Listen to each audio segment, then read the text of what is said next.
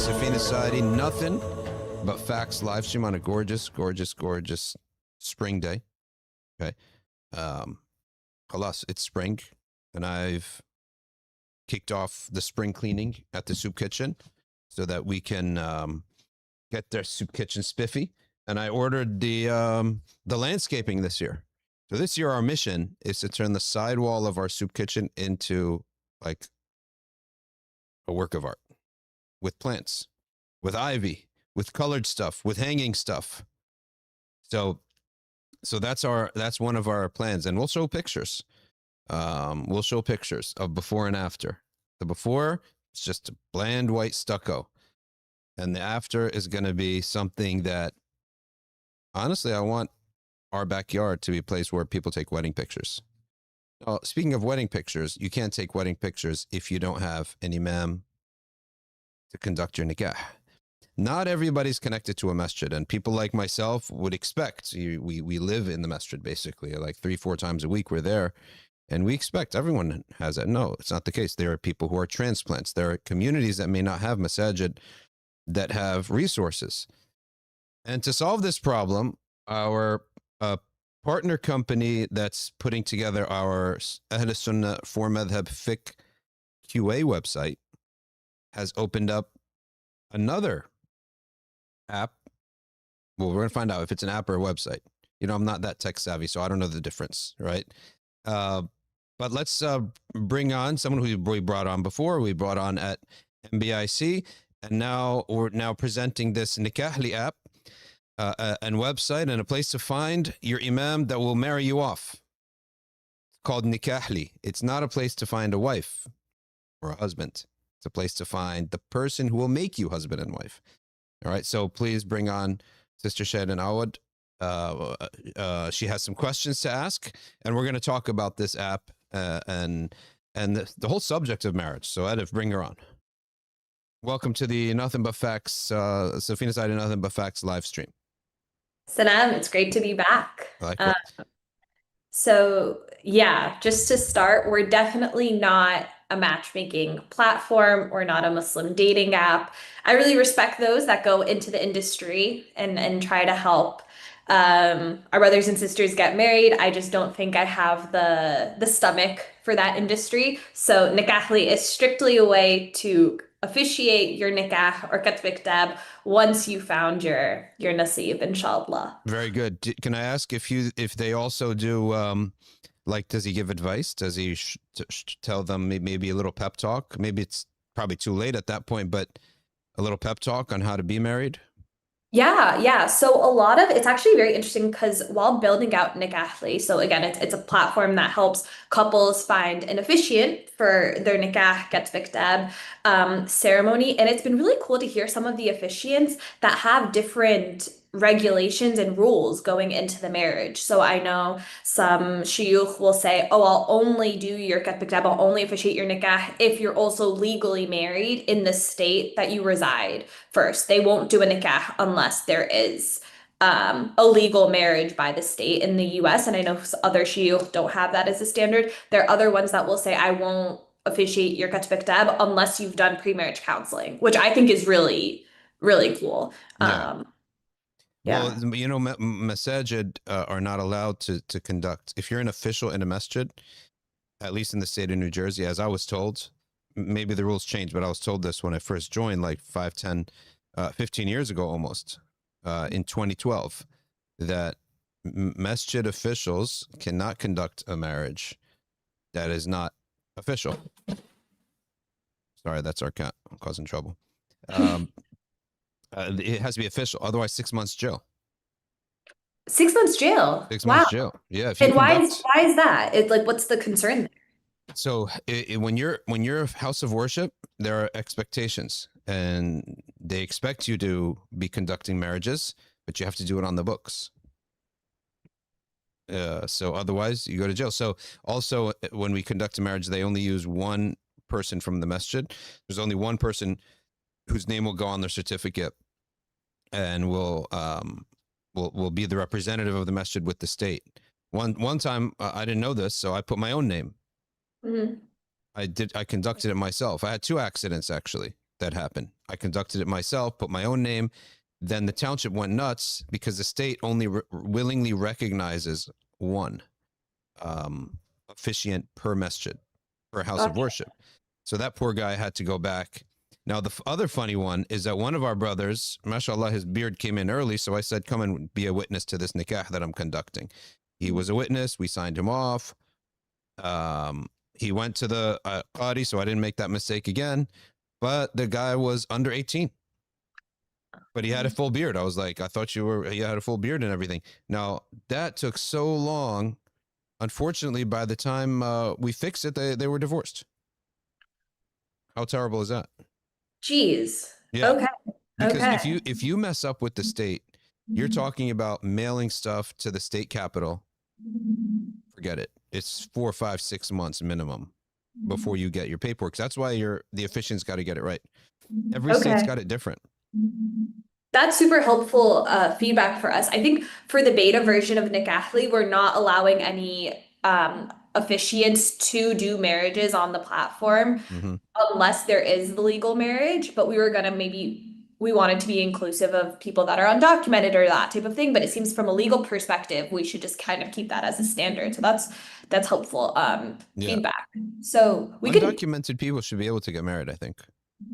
I think it depends on the state, and I think with ICE, a lot of people don't even want to go. They don't want to be on the radar. Yeah, they just don't even want to go to a place where they could get picked up. So I think that's kind of that. But yeah, segueing back into marriage, I just had a couple questions for you. So just to kind of get started, don't worry, they get a little bit more interesting as we go. So the first one, what's the purpose of marriage in Islam? When Allah subhanahu wa ta'ala created us, he created everything in pairs. He is the only one who's witr, meaning like he has no pair. And a pair reflects need. It reflects need. And where Allah put legitimate needs, he coupled it with desire. And hence every pair that Allah creates desires the opposite pair. Or we shouldn't say fully opposite, it's also complementary. So it desires the complementary pair, and it's the strongest desire in the human being after the desire for his own sustenance, which is food. And so everything has a pair. Molecules have pairs. They're created as protons and electrons, and plants, etc. All these things have pairs. And so this is simply how Allah created us. And in order to do this, it has to be done in the same way that you need gas, you need water, you need electricity in your home, but you can't have these wires all over the place. You can't have anyone trying to fix your gas. You can't. I even went one time to Home Depot to fix a gas problem that I had way back when I was younger. And the guy, he asked me one question. I didn't know what he was talking about. He said, I'm not going to tell you anything. And I'm not showing you where the parts that you need are. He said, because it looks like you're going to try to go fix it yourself. And then I would be complicit and you're going to mess it up. You could blow up your whole house if you screw up the gas in your home. These things have to be in very strict, very tight, very controlled tubes and wires, etc., and pipes. Otherwise, water, fire, gas, electricity problems in your home, you blow up your home. Well, the human race is the same way. The human species is the same way.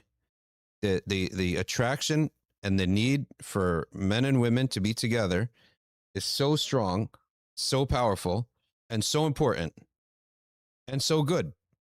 But it has to be in a controlled setting. Yeah. And that's why the concept of marriage exists. If you notice, friends don't need a contract. Friendship doesn't need a contract.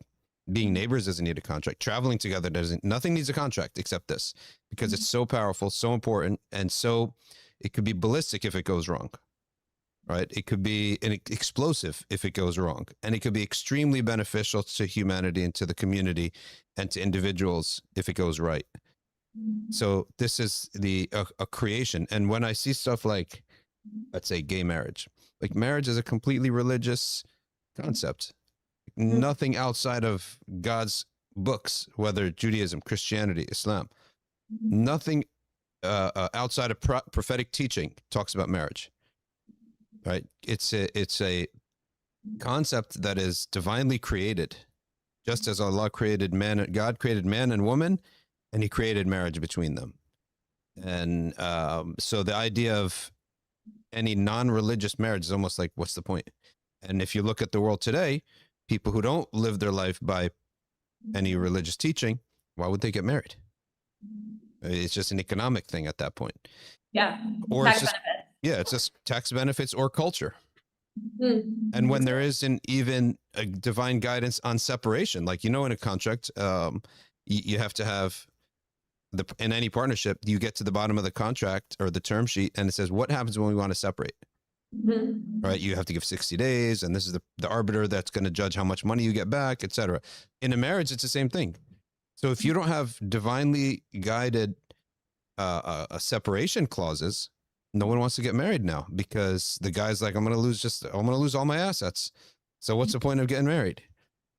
So marriage, it's part of the creation. Without it, if it gets screwed up in a society, in a civilization, you can count the decades before that civilization fades away, and a new people come in who do respect and recognize how to multiply the human being, how to live with the opposite gender properly. They're how to respect a man, how a man respects a woman. What are your boundaries with this opposite gender? What is your role with the opposite gender? And that community is what's going to populate the earth and the society again.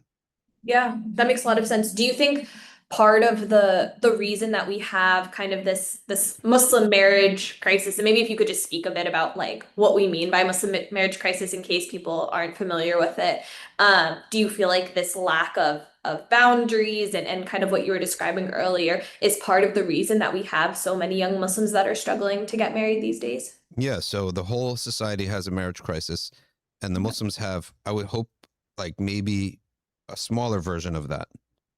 And because, for example, you can remove alcohol from our marriage crisis, you can remove clubbing, you can remove zina, you could remove sleeping around from our marriage crisis. Forget marriage crisis, the non-Muslim world, they have a dating crisis. Yeah. The guys don't even want to meet up with girls for dates anymore. Forget marriage. They don't even want to go out with them anymore. And the reason I know this is because at one point I was going to start an organization, really a friend, like a dear friend and a mentor. He wanted me to start it up. So I did start up Starboard for a while, but there was just too much going on. I couldn't complete it. And so part of that is I was watching a lot of videos and streams and reels about this subject, and I got hooked onto that algorithm. And if people think the Muslim marriage crisis is a problem, the kuffar can't even do one night stands anymore. They can't even go out with a woman anymore or find a guy to go out. Forget marriage. Marriage is, a marathon away. So they got a problem that's 10 times worse than ours. So, but our crisis comes in that if we focus on something, you'll get it right. That's what I believe in. But we're not focusing on it. Like people, you'll train your kids for their career, and you'll talk about it at the dinner table, at school, at the guidance counselor's office. You will talk about your career path for thousands of hours from the 8th grade until you graduate college. Thousands of hours will be spent between classes, between internships, between family conversations. The whole institution of the school is helping you. So we get it right. And we have tons of professionals in our community, right? Because we put time in it. How much time is spent teaching a man, this is what your life is going to look like when you marry. This is who you need to be like. This is how you act. How many times are women taught, this is what, all right, you want a good man? What does a good man want in return? Right? We always say, I want a good man. I want this. Well, you forgot to ask one question. What does a good man want? What kind of wife does he want? It's a two-way street. So we don't talk about it. It's not fleshed out. Career day is there. Everything is there. Thousands upon thousands of hours of homework, exams, all for the priority number 3. Priority number 1 in a Muslim's life is his iman. Priority number 2 is his family. Priority number 3 is his career. Just let's break up the pie. I would say it's 85% career, work, sciences, etc. School, college, exams, 85%. 10% iman, 5% marriage. It's like afterthought. It's literally an afterthought. And that's it's a number 2 thing in your life, because your kids are going to come after that, right? It's a number 2 thing in your life, and we don't talk about it. So if we wanted it, a 1/3, 1/3, 1/3 would not even be right. It should be like the bulk iman, then the second bulk, right? Tranche.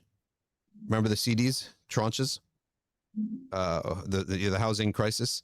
The first tranche is your iman. The second tranche is your family life. The third tranche is your career. But we got it reversed. That's why we have a crisis. If we sit and think and talk and start fleshing things out and give it time and attention, we wouldn't have this crisis. You'd have kids starting in 8th grade thinking, all right, what does it mean to be a man? What does a woman want in a husband?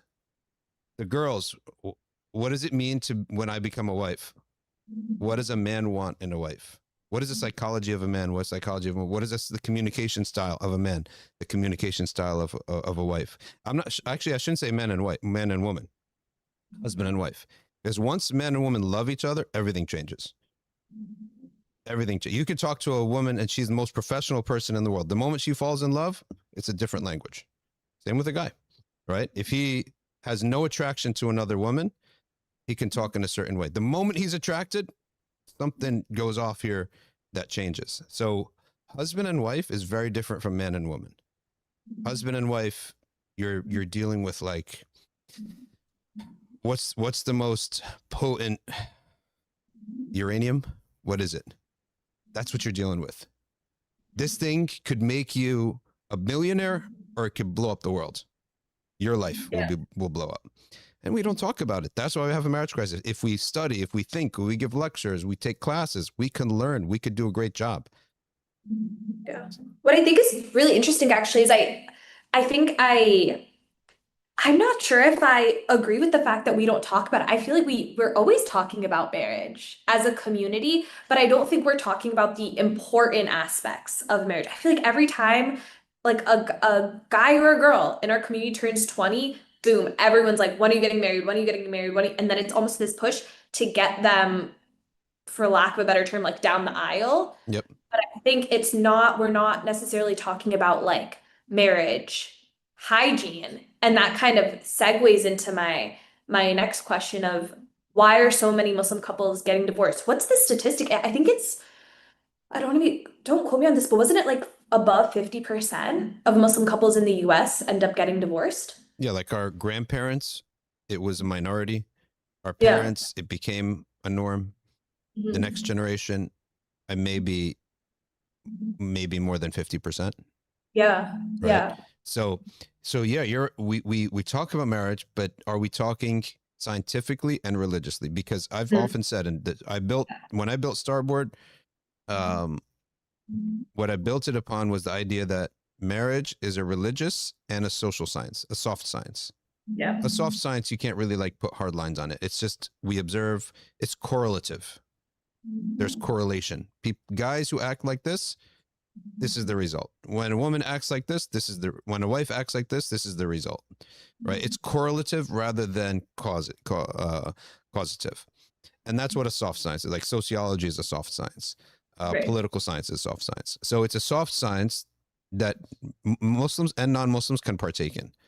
There are non-Muslims who really dig in and say, I really want to make sure this relationship works. And they do. And they have so much to benefit. Right? There are non-Muslims out there, men and women, husbands and wives, who have dedicated their efforts to making sure this marriage works. And now they have gold mines of beneficial things to say. So that's why I say it's a social science that we could learn from, whether Muslim or non-Muslim. But we're going to put it through the sieve of the religious science. There is a religious element. And that's why you can't always take what a non-believer says about an important subject like marriage at face value. Iman must be assumed. And when Right. no iman in Allah is the assumption, then our conclusion has to diverge. So that's why it takes scholarship to be that sieve. Right. So a lot of the stuff that ends up in my algorithm is garbage. Right. Yeah. They're assessments based upon people who only believe that this is the only world that we live for, and that we don't live for a Lord. He's not taking care of us, and we're not going back to him. So we can't even accept anything that comes out of their mouth after that. So you're right. We do talk about marriage, and we talk about it in a amateurish, not seriously studied matter. Yeah. And we just say stuff that we saw happening or we think is happening.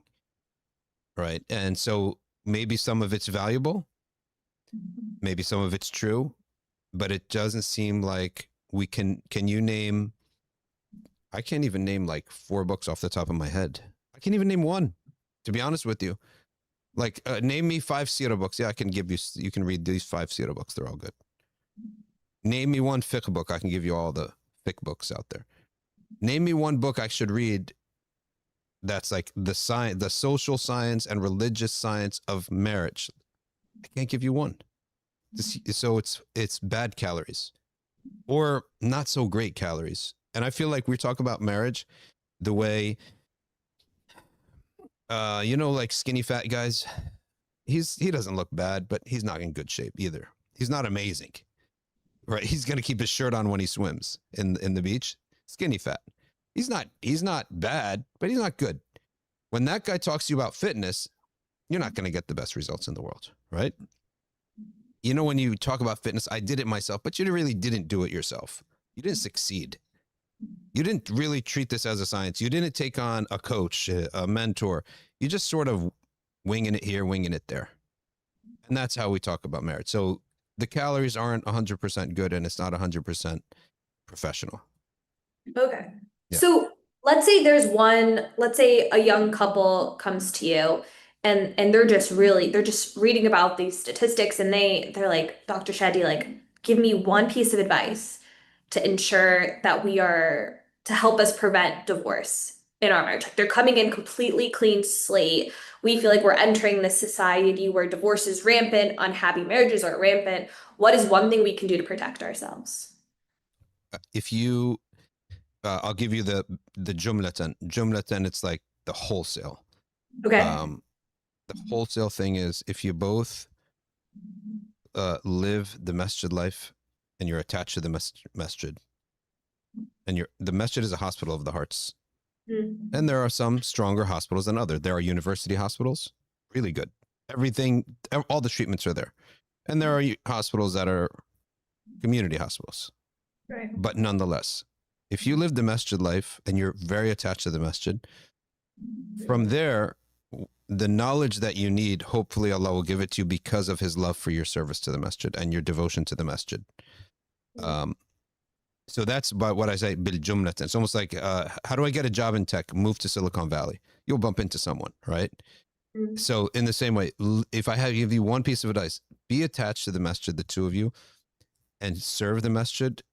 Out of that, Allah will love you, and he will put the people in your way who are going to benefit you in everything that you need, in financial, in marriage, in raising your children, in everything, in health.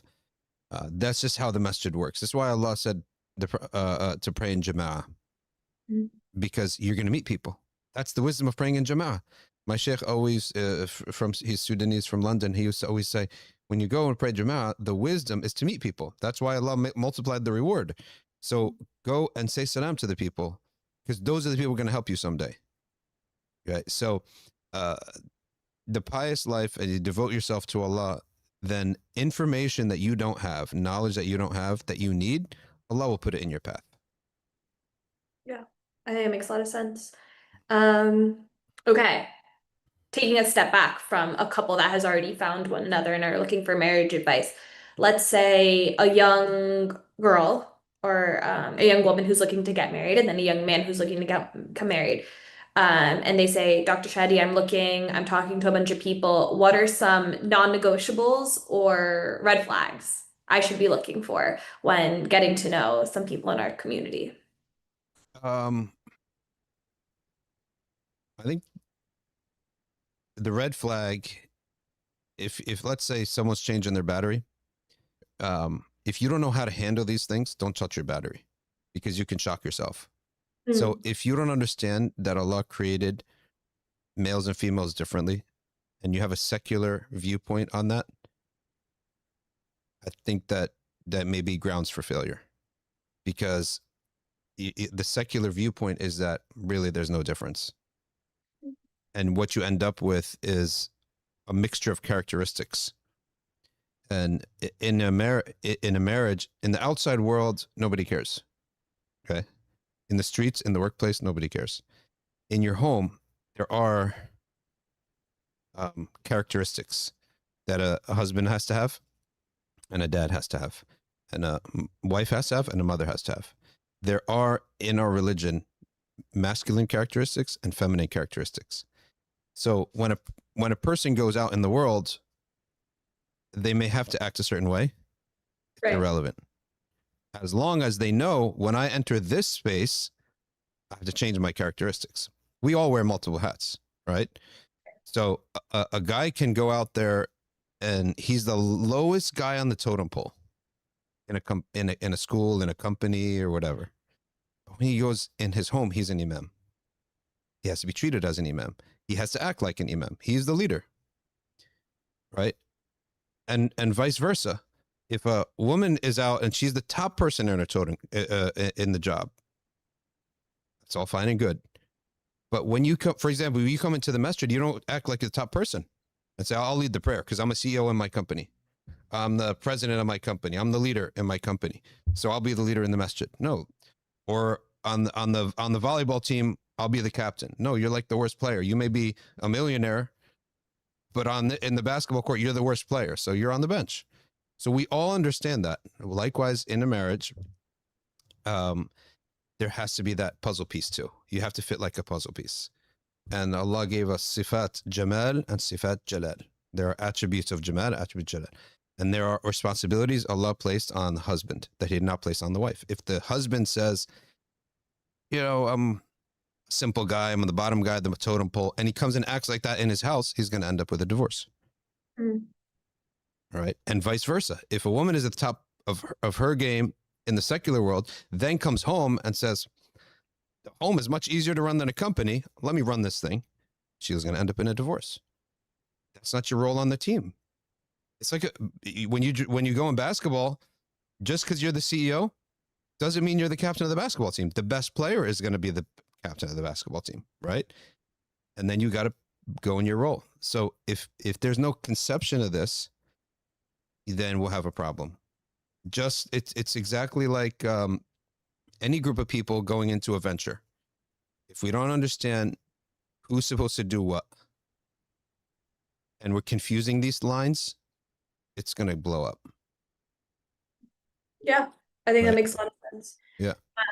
I don't know if you've seen this kind of like meme online where it comes to like Muslim women, where it's this idea of like a man says that they want to lead, and then there's kind of this idea of like, well, where are you leading me to? Like where are you going? Where are we headed?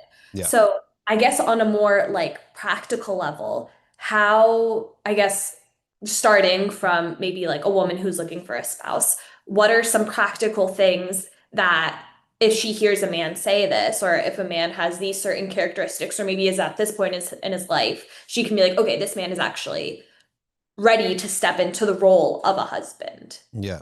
So a husband, he has to lead in three things.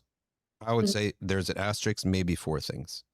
The first thing, he has to lead in the obvious stuff, which is, the camera went down. I'd have just turned they can hear my voice, but the camera went down. Just turn the fan on real quick. He has to lead in the providing side. That's obvious. He has to lead in the protecting side. Number three, this is more important, he has to lead in the deen. Doesn't mean he has to be a sheikh and a scholar, but you got to establish salah. You got to make sure our food is halal. You got to make sure that the people in this home are not committing sins in the open, and that they're close to the masjid. So you're an imam in that regard. Number 4, I would say, is that the man, he's like, he's also, it's very important for him to establish happiness. His mood can be the weather in a home. And if he takes out his bad mood, he ruins the whole family. He's like the weather, I would say. If he's optimistic, happy, making other people happy. Imam Malik has an amazing saying. You know, Imam Malik was extremely formal. I don't think there's one recorded incident, at least that I've read, that he ever laughed or chuckled in his gathering. Nor if anyone ever spoke out of turn in his gathering. Wow. And if you did, he oftentimes expelled you from the gathering. And so, but one thing I do see is that Malik, or the corollary to this, I told you, like, that's what I said earlier, where there are roles. In the gathering, Malik was feared more than he was anything else. But in his home, he had a principle. He said, a man, a husband, should make himself the most beloved person to his family. Which tells us that when Malik went home, he was not Imam Malik, the formal one. He made himself beloved. That means you have to be smiling all the time. You have to be helping. You have to be easygoing, right? Yeah. So he's the weather. So if a man now comes and all he's thinking about is the pleasures of his nafs, and he even starts to mind drifts to, well, how much money do you make? Maybe we could take this great, you know, live this great life. You're 50% or 30%, and all he talks about is his desires, and that his hobbies, and he still has immature hobbies. I'm not going to say anything specific like video games, because possibly someone can maybe play video games and be a responsible husband, but I'm using video games as a stereotype. Totally. Yeah. For a bum, basically. You're a bum. You can maybe be professionally really good, but your life, you're a bum. If you spend 1 or 2, 3 hours a day playing video games, I think you're a bum. And to me, I'm just using it stereotypically, not in an actual legalistic way. Stereotypically, if you're a video games guy, then that time that you should be doing for the, you know, higher order things is not there. You've devoted this great asset of your time and energy to lahu, to foolishness, right? So again, I'm saying that stereotypically. I'm sure there's some great guys with great ambitions, but they grew up and that's their hobby. That's the way they enjoy themselves, right? So I'm not saying that literally. I'm saying it, as we all know, the video game type of guys, that's not the way to spend your time. So if a woman sees that a guy doesn't have direction, doesn't understand the weight of the burden of what Allah says in Surah An-Nisa, verse 34, that he's the Qawwam, then she should think twice about such a guy. And she shouldn't even be the only judge. Her dad or brother will know males better than she will know males, right? So that's why we have family, to help us make judgments. And yeah, you may think something, but your mind is not the only mind that can make a judgment. Another guy is probably better off assessing those aspects. Yeah, you can judge whether or not you're attracted to him, whether or not you like his personality. That's you. But another guy, the dad, could probably say, yeah, this boy has a future, and this guy's a bum, and he could be a doctor and a bum. Yeah. I know a lot of doctors who I think are bums, although he makes 6-figure salary. But when I look how he lives his life, he's a bum. He's just a rich bum.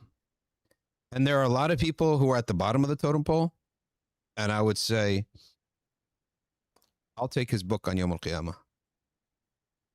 Right? He's a leader. But just the way life made it, he's at the bottom of the totem pole. And there are, of course, the opposite too. There are, of course, you know, I'm just giving extreme examples. The Yeah, difference between professional success and life success. totally. And then, so then on the other side of that, what if, you know, a young man was to come to you and say, "Hey, I'm talking to this girl. I think I want to go and pursue marriage with her," and he's listing stuff out to you about her. What is one thing that he could maybe name to you that you'd be like, "Wait, I pause right there. Let's rethink this. This is something that kind of sets off alarm bells in my head For the girl. Now for the girl." for the flip now. Exactly. Um, it would set alarm bells if, again, materialism Mm, and narcissist selfishness. yeah. I think it's a bad quality in everybody. It's the same type of bad quality where that's all I think about is this worldly stuff Yeah. and no concept that I'm also attached to the Masjid. I love the Quran. I love the Deen. I love higher order things, right? And sometimes people aren't very religious, but their character is excellent. Remember, keep in mind the Prophet ﷺ separated between character and Deen. So a person could be on the fringe of an Islamic community. They don't know much, or they're a new convert, but in their speech, they care about higher order things than just pleasures, right? Right. And the Prophet ﷺ said, "The best of you in Jahiliyyah are the best in Islam." So it shows us you could be completely outside the context of the Masjid, but this person's got great character. They just need to plug in the religious teaching. And so that's number one. Number two, if the person is bossy and in charge, I would say to the guy, run. You'll never be able to do your job as a husband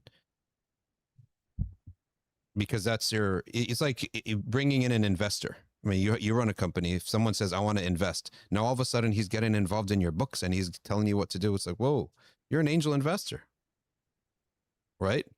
Or you're like got 10%. You're a minority investor. You're talking like you won't run the place. And so these are some of the qualities from both sides and that's just, my opinion. People should ask a lot of people of that Mhm. and see what lines up. What does everybody say? What do the majority of people say? And remove the outliers. Yeah, I think that makes a lot of sense. And honestly, as someone who's not a scholar, the one piece of marriage advice that I give to anyone who's interested in pursuing marriage is I don't think you shouldn't do your tab unless you've done pre-marriage counseling, because through that process, you're able to discern a lot about a person, learn a lot about your potential partner, and Mm-hmm. talk through things that you might think you're talking through, but you're not necessarily talking through. And you kind of brought this up earlier when it comes to who are you getting insight from? So going to a sheikh who's able to do your pre-marriage counseling, or an Islamic organization. My husband and I did it through an organization based in New Jersey called Cornerstone. It's run by Dr. Susie Of Ismail. course, yeah.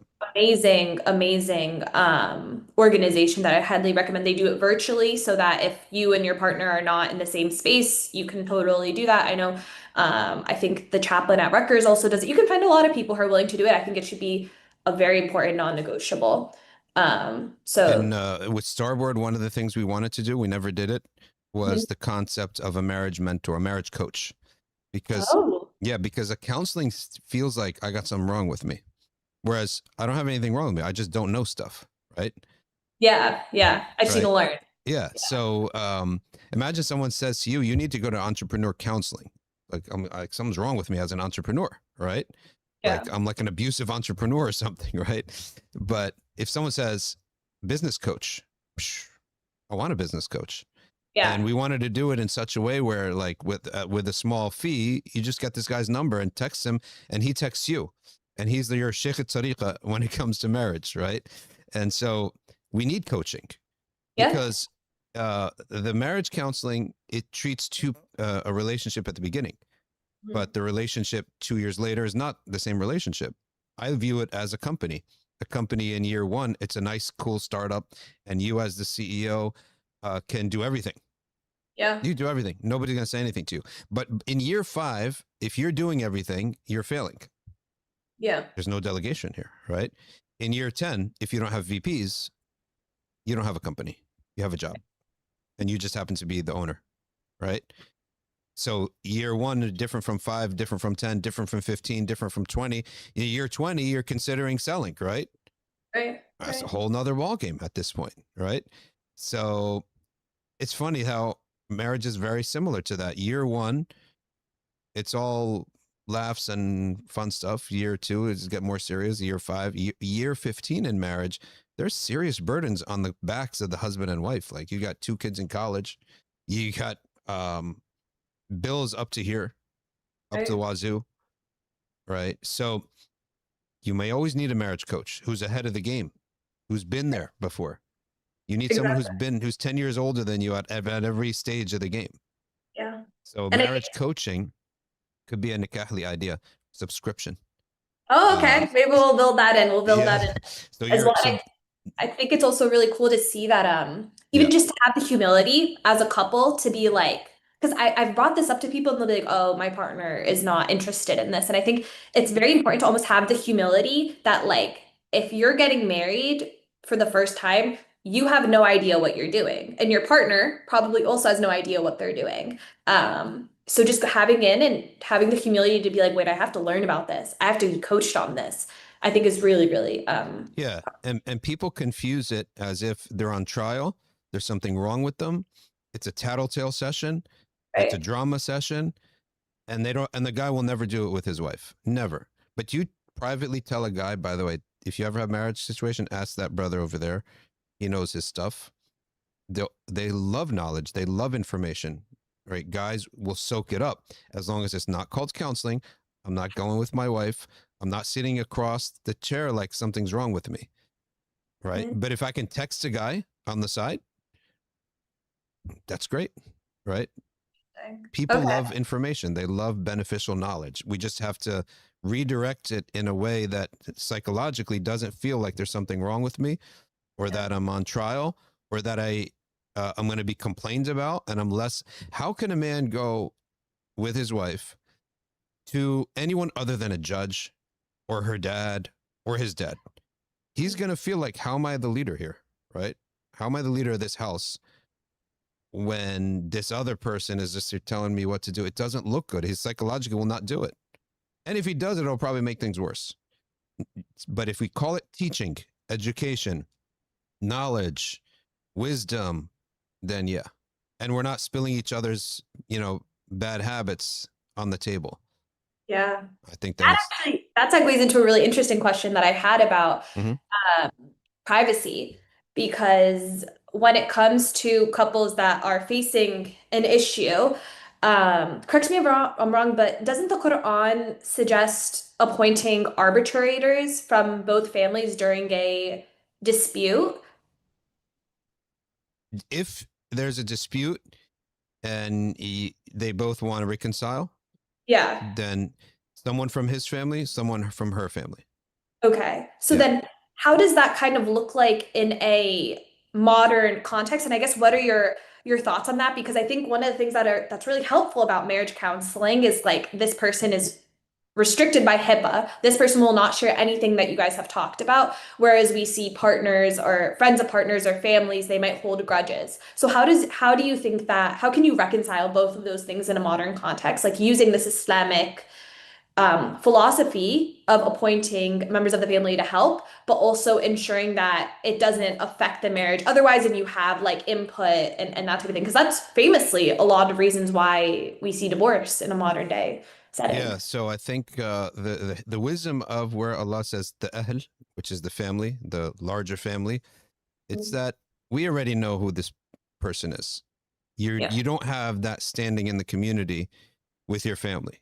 You have your standing in the family. right. And in the family, everyone's just everybody, right? You're just you. And Mhm. so it shouldn't be so drastic for the family to know each other's business as it Mhm. is for a stranger in the community to know their business. Secondly, there's a benefit to the arbitrator too. When you have an arbitrator, a stranger who comes into your life during a time of family crisis, they become branded psychologically as the crisis person, the bad times person. And as soon as things go good again, we ice them out of our life because association, right?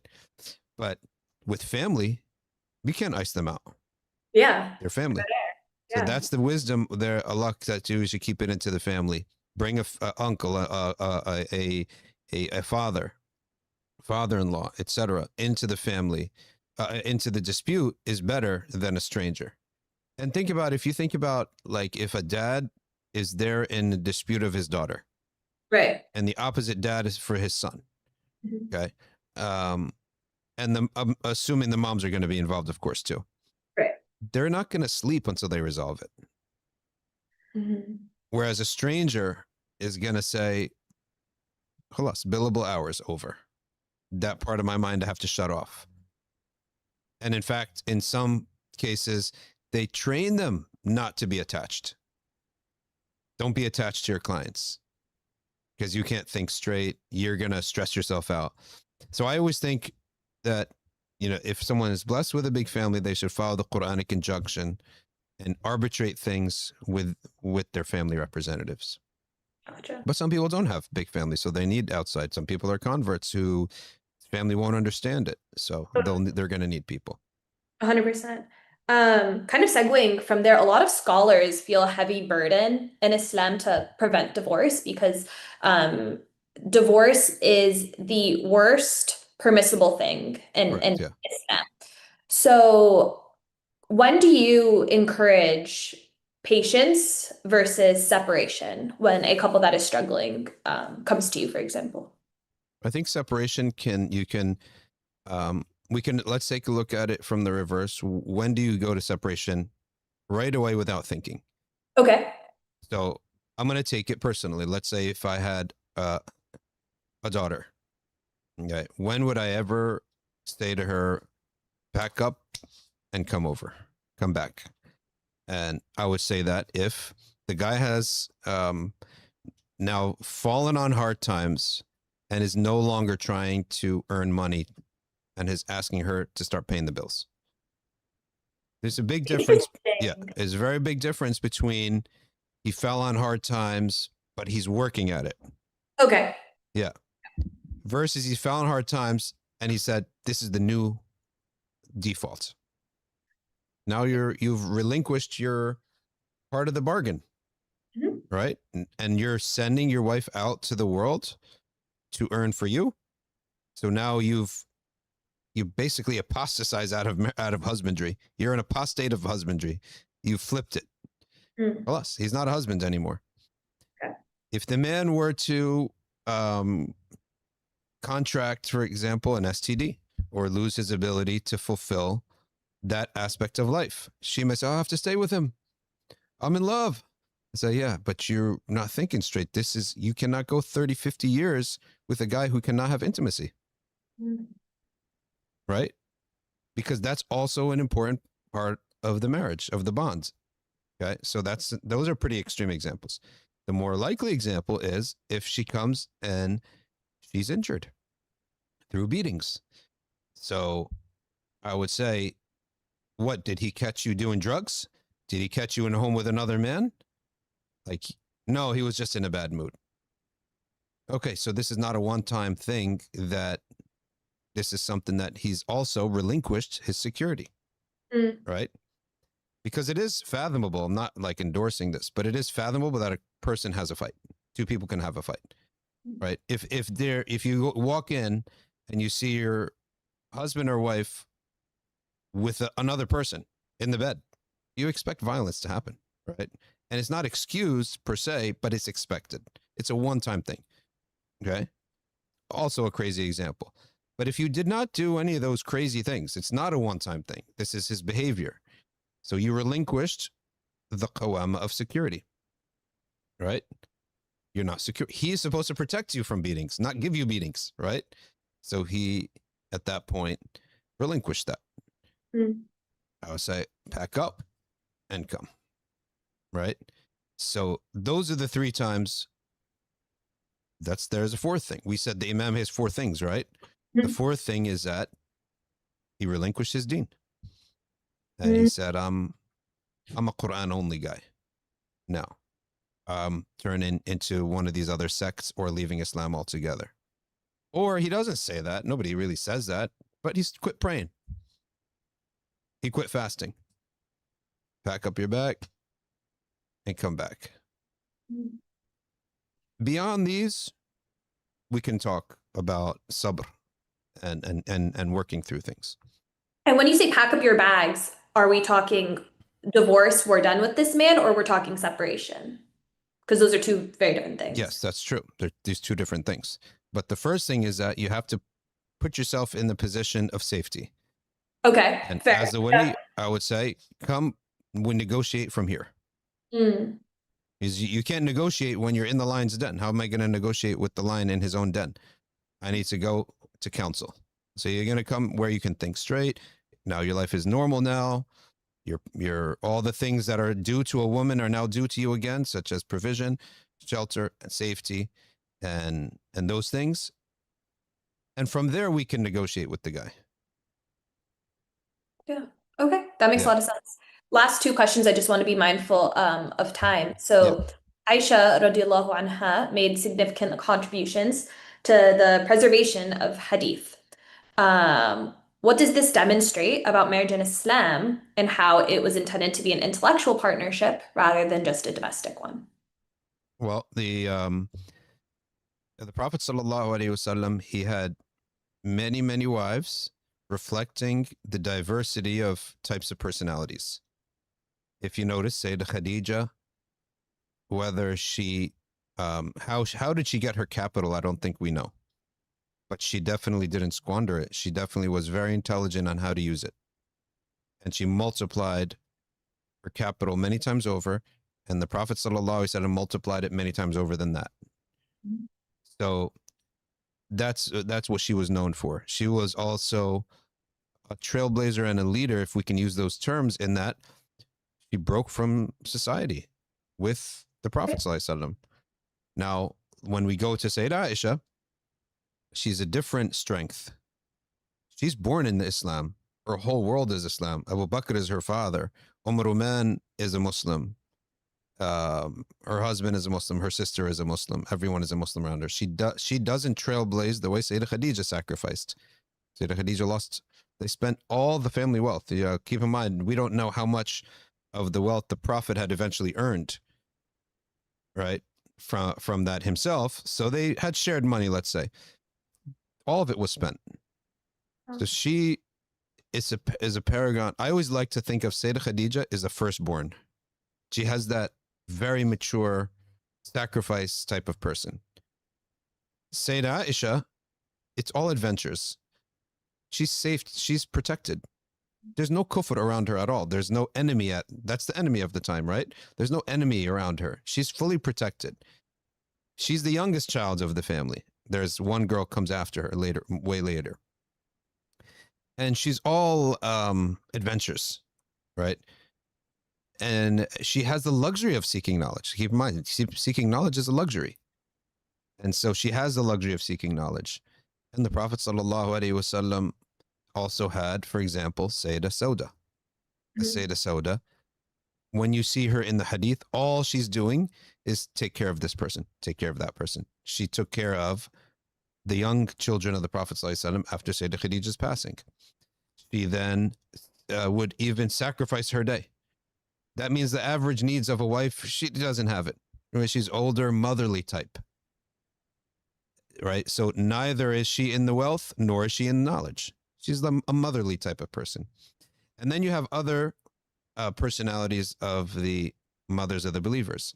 So wherever that personality is, then there's a different chemical combination that makes the best of it. And that's why a lot of marriage books have to be the subject. When I said social science of marriage, it has to be personality types and birth orders and social circumstances. You have to, when you're analyzing someone, you have to analyze them in that respect. I would say the first thing is, what order are they in the sibling? What's their order? If they're a firstborn, we can have an idea how they're going to act and think. Now, of course, there are exceptions. We also have to think of their social status. Did they go to the best schools, or were they raised poor and they went to the worst schools, right? And they had a tough life. That's going to change things too. It's going to change their view of wealth, Possibly. Number three, you want to look at what were their parents like? Were they divorced? Did they know her? Did she know her dad? Did he know his mom? Those are the two questions. Does he have issues with his dad? Does she have issues with her mom?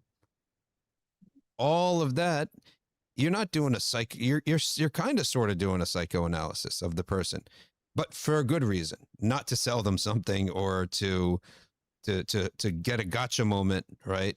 Or to, for malicious intent. You're trying to understand, what is this person like? And all these are factors that could tell us what they're like. Then you can look at what is their interest.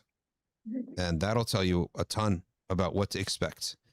Because if a person's into knowledge, then you should be into poverty, right? Because it has no money in it, right? If someone is into buying and selling, then get ready for a lot of money. Even if he's not even good at it, he's going to make money, right? And so on and so forth. So if you should do a study of all that stuff, and then you can have a ballpark of how to be with this person. Yeah, that makes a lot of sense. And then my last question is just, what is your favorite Islamic romance or love story? It doesn't have to be like a couple or like an instance that demonstrates Islamic love. I think the best thing is defense, right? If you're going to build a team, don't get scored on. That's the best thing. And the one thing I always remember was Imam Ahmed ibn Hanbal. He married once and his wife died. And then he didn't marry again. And he used to say that he and his wife, and by the way, she was into knowledge like him. And the daughter was into knowledge too. The proof of that is when Imam Shafi'i came, the daughter talked so much about it, how much she waited for Shafi'i to come. But that means her mom and dad taught her those things, right? So he famously said, whenever she would be upset, I remain silent. And whenever I get upset, she remains silent. Now, she had extraordinary discipline. He had extraordinary discipline. They had knowledge. They had wisdom. And so there's no gasoline being poured on the fire. And that's extremely important, because imagine you're in a legal situation. First thing your lawyer says, don't talk. Anything you say, nothing you say is going to benefit, and everything you say is going to be held against you. So just don't talk. And so there are times when it's important to not put gasoline on the fire. And Imam Ahmed ibn Hanbal, he's the one who teaches that. And I would say probably if you're married to a firstborn, you really have to appreciate Sayyidah Khadija, because she has that sensibility. And the Prophet ﷺ never stopped talking about Sayyidah Khadija. She's so sensible. She was so mature. She handled the sacrifice with a smile. And the Prophet ﷺ never forgot that for her. And no one will ever reach her status in his eyes, because everyone else came after that. Like no, and it's not expected for a woman to do this. It's not expected for a wife to sacrifice her whole life. It's not something that Allah ordained, but she did it. And so I always think about that, especially for people who tried to build stuff up and they had to go through some lean times. Then that person who was stood by you, no one's ever going to match that. Yeah, mashallah. All right. Thank you for sharing that. Those are all the questions I have. Thank you so much for having me on, Dr. Shadee. My pleasure. Let's get to your code and is it a website or an app? So it's a website called Nikahly.io, but the actual product, once it launches, will be an app on the App Store and the Android store. So it's kind of similar to Airbnb-esque, where you can kind of search for your officiant. You can filter by language, you can filter by different aspects of the nikah that you'd like to be included, and you can kind of see the different officiants that are available, and then you can kind of book one and you can see their different packages. So a common example that I give is actually my brother who's speaks our family speaks Arabic. We're Palestinian. He married a girl from Pakistan, so her family speaks Urdu. And it kind of got me thinking, like her family came, they exclusively speak Urdu. My family came, some of them from Palestine, they exclusively speak Arabic. How cool would it have been if they had an officiant who spoke both languages and could Mm, kind of unite? Or even a lot of converts come are Spanish speaking nowadays, an officiant that speaks Spanish to very much unite the community. So that's kind of where the thought process came from to allow couples to find the person that officiates their katbik dab and or nikah to be a person that's really, aligns with their values and can make, the moment as special as possible. very good. So how do you find your officiants?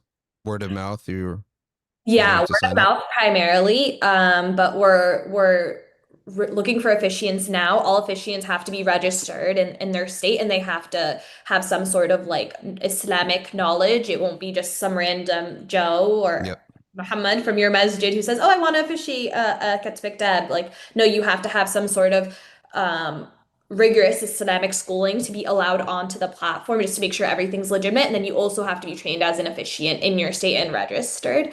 And then we do a brief screening process to make sure background checks, all of that, make sure that's all good. And then we allow them on the platform. And then you're able to search by zip code, that type of thing, as a user.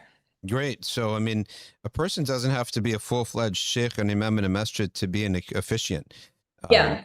if he's a, if you're in the khutbah cycle of your community, that's usually a sign that you should have enough knowledge. If you're in it, if you're a student of knowledge 1 or 2 years and you have some life experience, you can become an officiant here and sign up for it. So that's really good. Are you covered in 50 states yet? Or that's probably too ambitious. Probably don't need No, 50 states, we're but probably in 10 or 15 now, but we're still bringing on officiants that can apply. So we're mostly in the Seattle area, in Texas, and New Jersey, New York, primarily. But if you are an officiant or interested in becoming an officiant in any state or even abroad, we're feel free to go ahead and apply. And then you can also sign up as a user if you're hoping to get married in the next couple months, just so that you're aware when the actual application drops. Edif, can you turn to my iPad, please? So we could show everyone what this app looks like.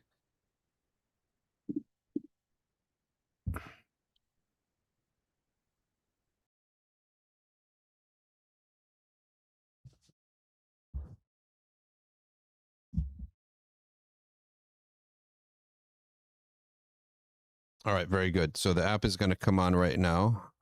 Edif is doing his thing, clicking around. Okay, so this is what the app looks like. All right, simplify the nikah experience for couples and officiants. Nikahly helps couples find trusted officiants, manage bookings, and handle payments. All right. So that's what the app will look like. All right, that's the guy. This is that's the schedule. Okay. Easy booking, secure the pay. Well, that's good too, because a lot of people don't want to handle payments and be handed a envelope. Yeah, Most imams are just like, plumbers are treated better. A lot of imams, they come in, they'll do the thing. Then the guy says, hold on. And then he goes, runs, gives the guy an envelope. It's like such a cheap, 100%. And it also allows for transparency for the imam, especially if an imam is driving, yeah. to a venue. You're spending 3 hours driving to some venue or an hour and a half driving to a venue, and you're taking 6 hours out of your Saturday to officiate a Katbik Dab. This idea that the officiant should only get paid $100 is frankly ridiculous. Yeah. So it also allows for officiants to put their pricing on there transparently, get a hold on the payment beforehand, because I think, as you mentioned, imams are one of those members in the community that we kind of feel entitled to all of their time and almost feel like, oh, you're a servant of the community, so you don't have to get paid, and it's frankly ridiculous. So we hope that this actually allows for officiants to be really transparent about their pricing and get paid up front. Yeah. And not have to have an exchange of envelopes in front of everybody. Yeah, Yeah. 100%. All Exactly. right. Very good. Here it is. You can join the wait list, folks. Edif, should I put you on the wait list? Well, by the time your turn comes, you'll find the wife, right? Salman, you good?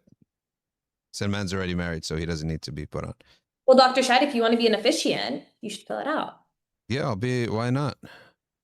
I Okay, actually, believe it or not, a while back, I was driving so far, way back in the day, for marriages on Saturdays. Kills the whole day, right? yeah. So I said, guys, you marry at MBIC? Can I dictate the location? Yes, you can dictate if you're willing to leave the masjid if they have to come to you. And then if you want to drive, Yeah. you can say, I'm only willing to drive 20 miles. I'm only willing to drive 10 miles. And also, if I drive 10 miles, that's a $100 surcharge. 20 miles, $200 surcharge, that type of thing. Yeah. So what I ended up saying to people, I'll do your nikah. Just come to the masjid, Yeah. so that I'll just hop over to the masjid. And the other thing is this: when I was doing this, and I only did it a couple times because I didn't feel like so great about it.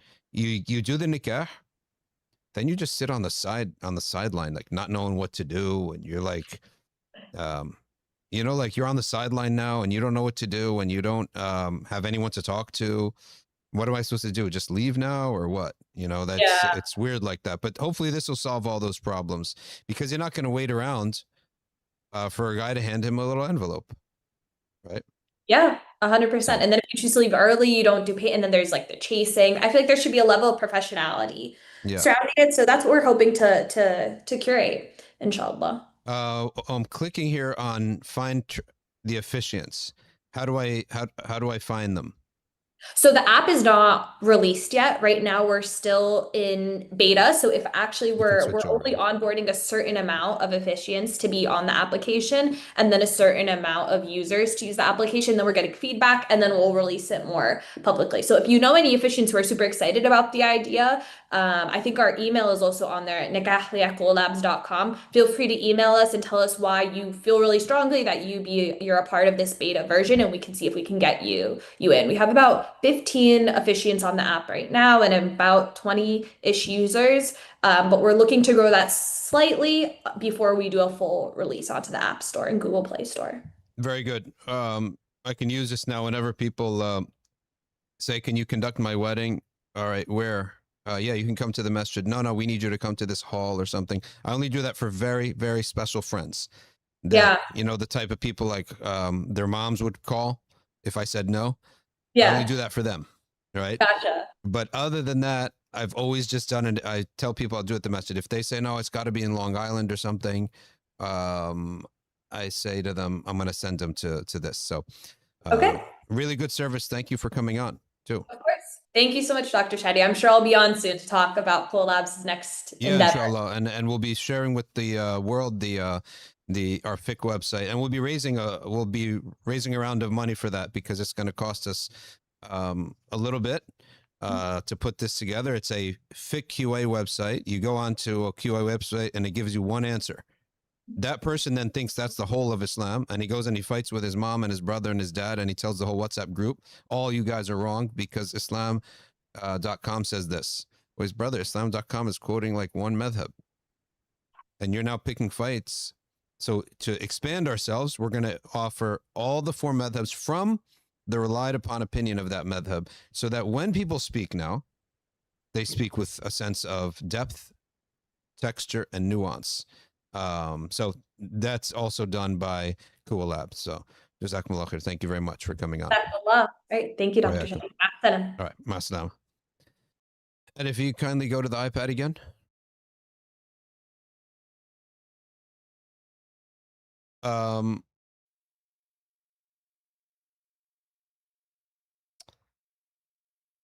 Sharif Antonio reminds me, he says that Imam Malik did actually, there is a narration where he laughed. And the narration was, people came to him and said, there are some people who do dhikr and they clap while they do dhikr. Okay. And Malik laughed. And I think in the narration, he said, are they insane? Right. He laughed at that. Right. And then they said that we never saw him laughing before that. So thank you for our man from Michigan, Sharif Ayantoyo, who is single, by the way, if anyone wants to consider Sharif Ayantoyo. Okay, let's go to our Maliki Fiqh QA. Beautiful website here. New entry. We haven't had entry in a long time. This is my for fun website. I think it's really sleek.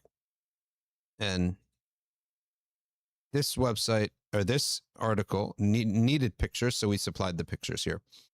So this is the latest entry at Maliki Fiqh QA.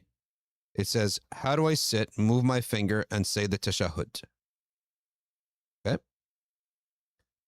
And here is the Tawarruk position on how to sit. Okay. There are 3 obligations to the sitting. The first is to straighten your back, and we call that i'tidal. That means when I'm hunched down, when I'm in sujood, I can't come halfway. Same when I'm in ruku', I can't come up. Some people, you notice, they want to pray quickly. They come up 3/4 of the way and they go down. You left an obligation. I'tidal is an obligation. You have to go all the way up. So likewise, your back when you sit has to come all the way up. You have to be still for at least a moment. Someone said, what if I blink?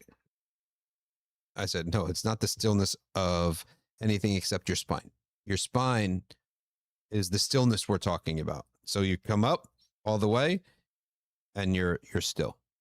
Okay, that's called tuma'nina. And your limbs that you can control are not moving, at least for a moment. The third obligation related to the sitting is that you exit salam while sitting. Right? Now, the first sunnah mu'akkada related to the sitting, the julus, is tashahhud. A lot of people got surprised when they hear the Maliki version of Tashahhud. It's not the Maliki, it's Umar ibn Khattab's narration. Okay. I love that when you go deep in the books and you find the evidences of why Imam Malik said something. It's not like Malik invented it. From Umar ibn Khattab. Right? He taught the people from the pulpit the Tashahhud or the Tahiyyat. And it goes like this: At-Tahiyyatu lillah, Az-Zakiyatu lillah, At-Tayyibatu was-Salawatu lillah. Assalamu alayka ayyuha an-Nabiy wa rahmatullahi wa barakatuh. Assalamu alayna wa ala ibadillahi as-salihin. Ashhadu an la ilaha illa Allah wahdahu la sharika lah wa ashhadu anna Muhammadan abduhu wa rasuluh. So it's there for you in Arabic, you have it there in English, and you can play the audio. It's a fadila to recite salah on the and salam on the Prophet sallallahu alaihi wasallam, and the preferred wording according to Malik is Allahumma salli ala Muhammadin wa ala ali Muhammad warham Muhammadan wa ala Muhammad wa barik ala Muhammadin wa ala ali Muhammad كما صليت ورحمت وباركت على إبراهيم وعلى آل إبراهيم في العالمين إنك حميد مجيد. Again, the transliteration is there, and you could play the audio there. What do I say between sajdas? There is no fard or sunnah to say between sajdas. You can say a prayer if you like, such as Rabbi Ghfirli. You can pray for your parents. You can pray for anyone else. Okay, so it's open-ended. What do I say before I salam out of the salah? It's a sunnah to recite this dua, and it has different wordings as well. And here's the wording found in the Maliki books. ربنا آتنا في الدنيا حسنة وفي الآخرة حسنة وقنا عذاب النار. Typo there we have to fix. وأعوذ بك من فتنة المحيا والممات. I seek refuge from the tribulations of life and death. ومن فتنة القبر, and the fitna of the grave. ومن فتنة المسيح الدجال, and from the tribulation of the Dajjal. ومن عذاب النار وسوء المصير, and from the punishment of the fire and a bad ending. And that's the dua is from the Prophet sallallahu alaihi wasallam, and it's a fadila to recite it after salah. It is a fadila. Remember, we have obligations, sunan, fara'id, sunnah mu'akkada, and fada'il. To leave a sunnah mu'akkada without a reason, this is highly, highly defective in our deen. But we don't say sinful. And it can be, and if you accidentally leave it off, you can fix it with sujood as-sahw. Okay. If you intentionally leave it off, you cannot fix it with sujood as-sahw. But a fadila is discouraged to leave off for no reason. It's good to do. And the sitting in the Maliki Madhab is what's called at-tawarruk. And it's the sitting like this the entire time. In both the first tashahhud and the second tashahhud. But not in between. Between sujood, it's not from the fada'il to sit like that, because between the sujood is a very short time. And if you notice in tawarruk, you're actually sitting on your wirk. That's why it's called tawarruk. The wirk is the thigh. So you're sitting on your left thigh with your left foot tucked under your right shin, as you see in the picture here, and your right foot being up and your toe bent. And the tawarruk is 3 different elements, because some people can do 1 element or 2 and not 3. So the 3 elements are sitting on your left thigh. The second element is, well, and by nature, when you sit with on your left thigh, your left foot will be under your right leg. So that's all 1. Number 2 is to put your foot up and to bend your toe. Okay. So your right foot is perpendicular to the ground and you bend your toe. So these are different parts of the tawarruk, and it's a fadila. You try to do whatever you can of it. That's the nature of fada'il. Now let's talk about the finger. Hold your finger as in the picture below. You hold it like this. Okay. If you can see how I'm holding it, and you can see how it is in the picture here. And then in the Maliki school, you go back and forth the entire time, or in a circle, like tawaf. Okay. And you intend for it that it's a rejection of Iblis because he hates the shahada. Okay. So you're making the shahada the entire time, and you don't keep it still at the moment of shahada. You just keep moving it the entire time in a circle or back and forth like this.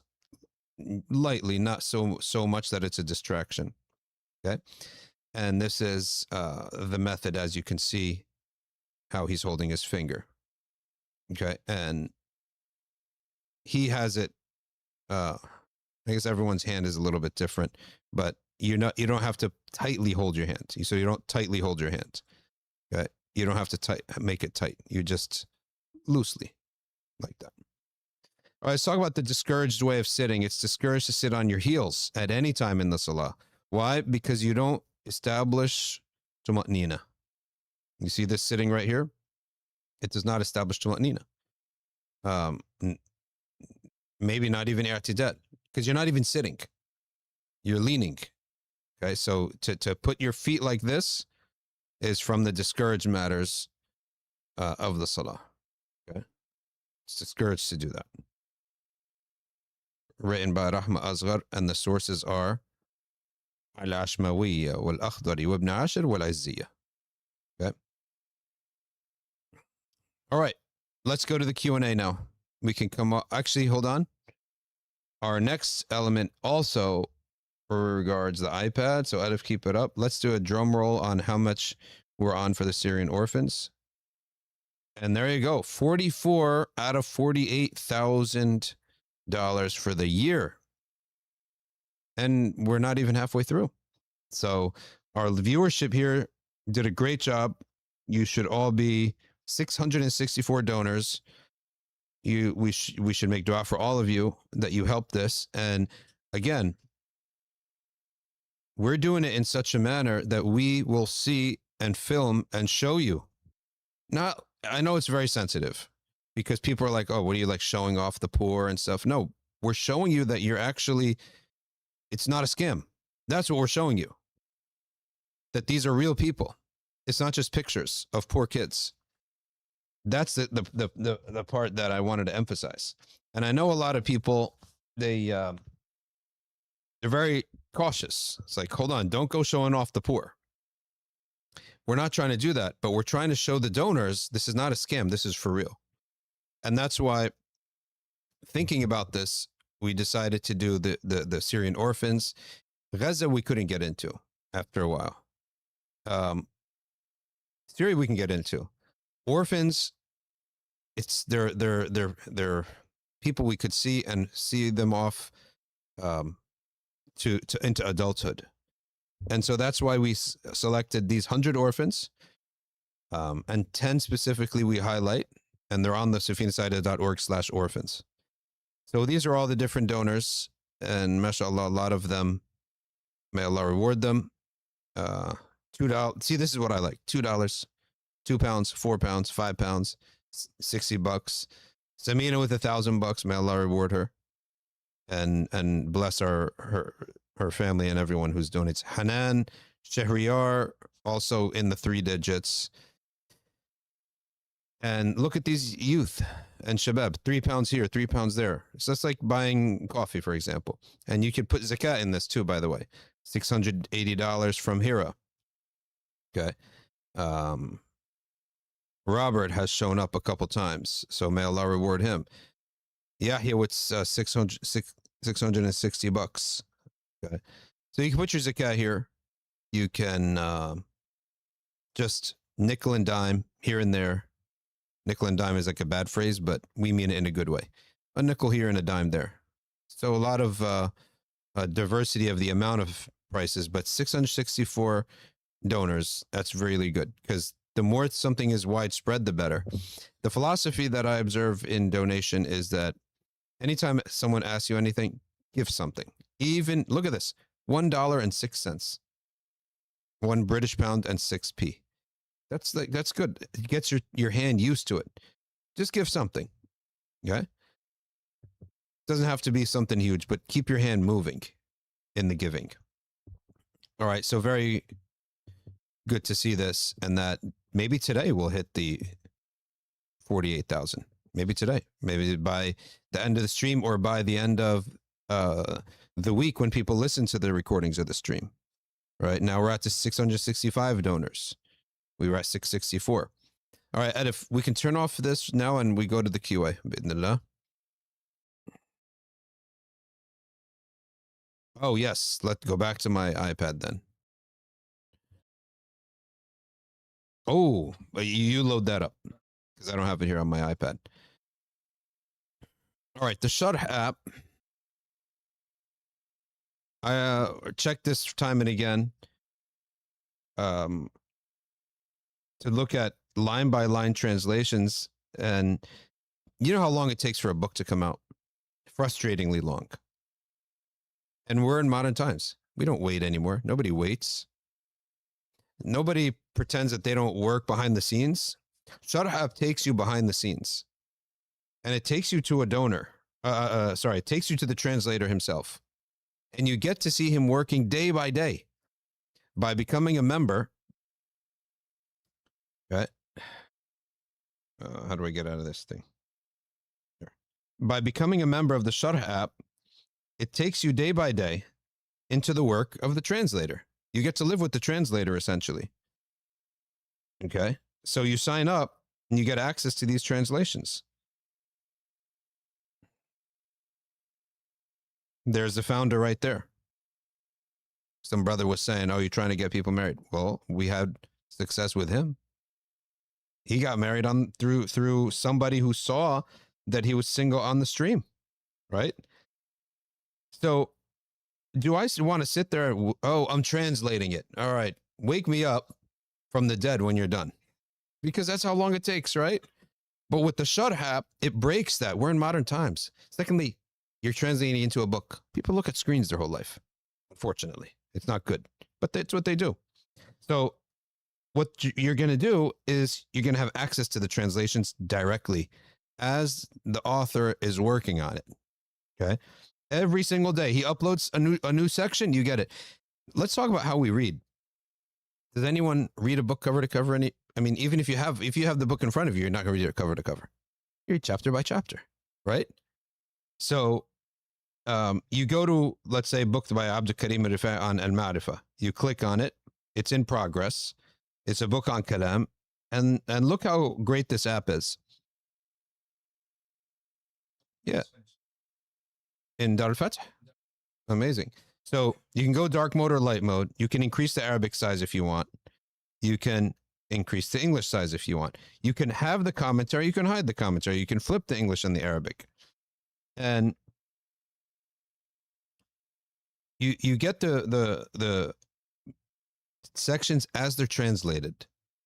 And isn't this the way the modern mind works? Right? Rather than waiting for the whole thing to be translated, as I said, wake me up from the dead when it's done. Right? And then you're going to give me a book, which I'm going to read in parts anyway. He gives you the parts right now. Right? And you see the English right next to the Arabic. Okay. And if you want commentary, you can get commentary, and you can increase the size. Okay. And possibly, I guess, maybe you can even flip your, let's see if it flips. Who knows? Yeah. Yeah, it flips. Right. So you could flip it side by side like this. I just flipped it on the screen. You're seeing my vertical iPad, but I just flipped it so it has more lines horizontally. You don't have to worry about it if I'll flip it back. Okay, so line by line. And I feel like I'm living with the translator, right?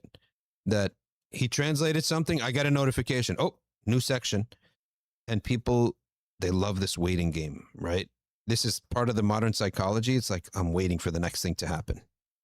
Okay. And you got it there. So you get a message. Oh, a paragraph has been translated. Let me go check it out. And you read the chapter that he's translated. It's wonderful. Okay. You know, maybe it'll be good for the members to put a feedback box. Maybe we should suggest this to Othman.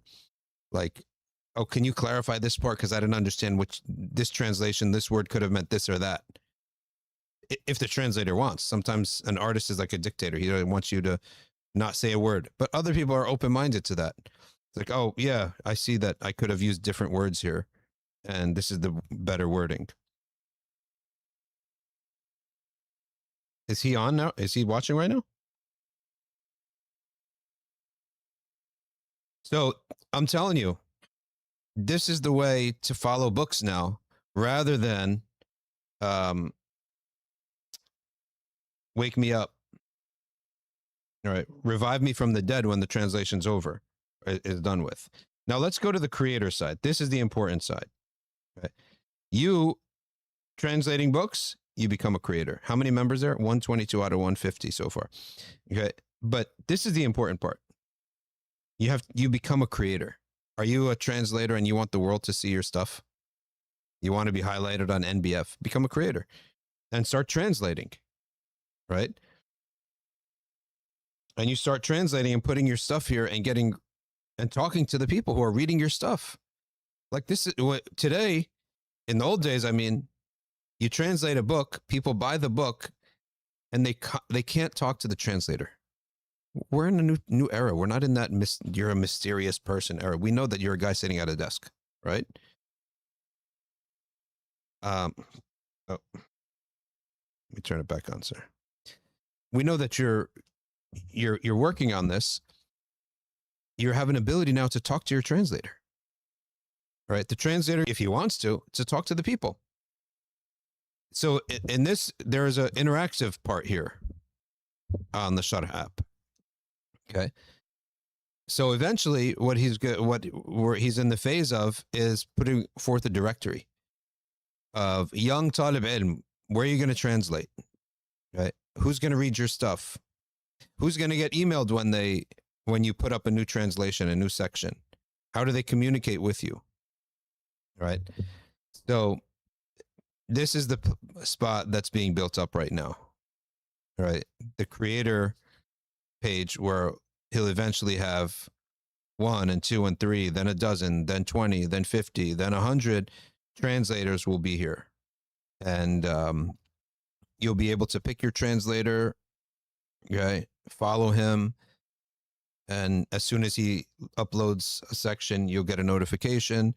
You want to say something back to him, you can talk back to him, right? We're in an era of transparency.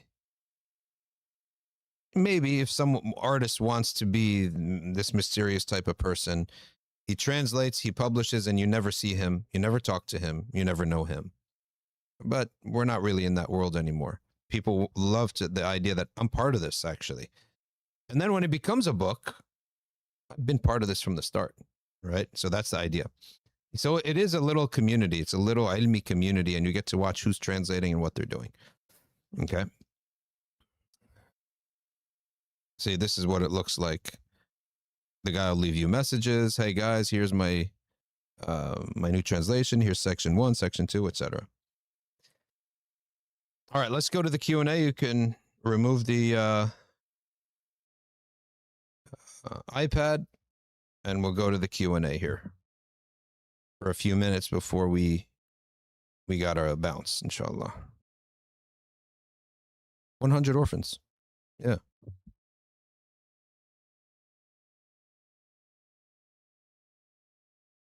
Only a few questions today.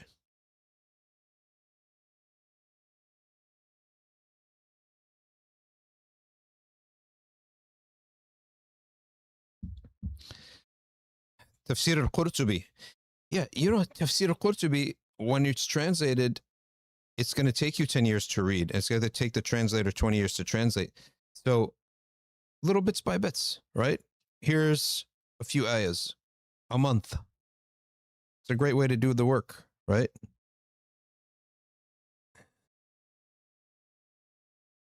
Are you sinful if you take an opinion from another madhab? Only out of ease? No, you're not sinful.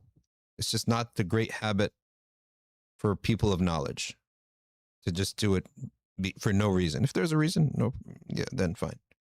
You're going from one valid opinion to another valid opinion.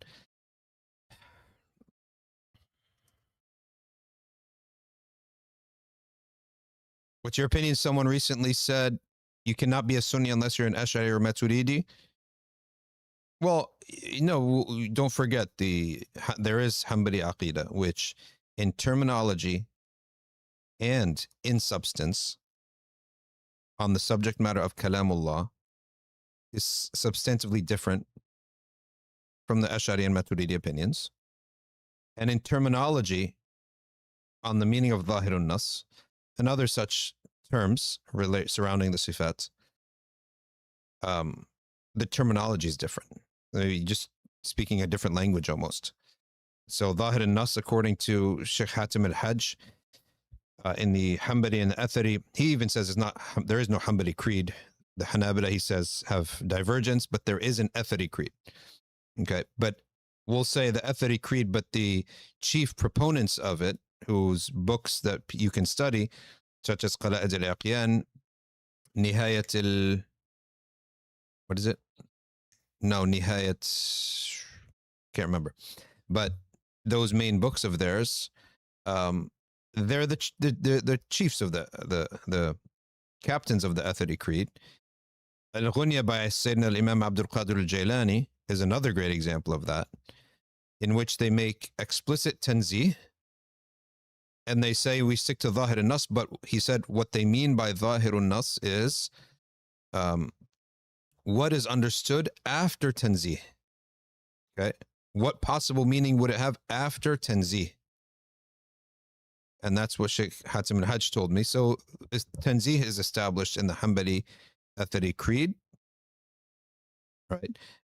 He did say that.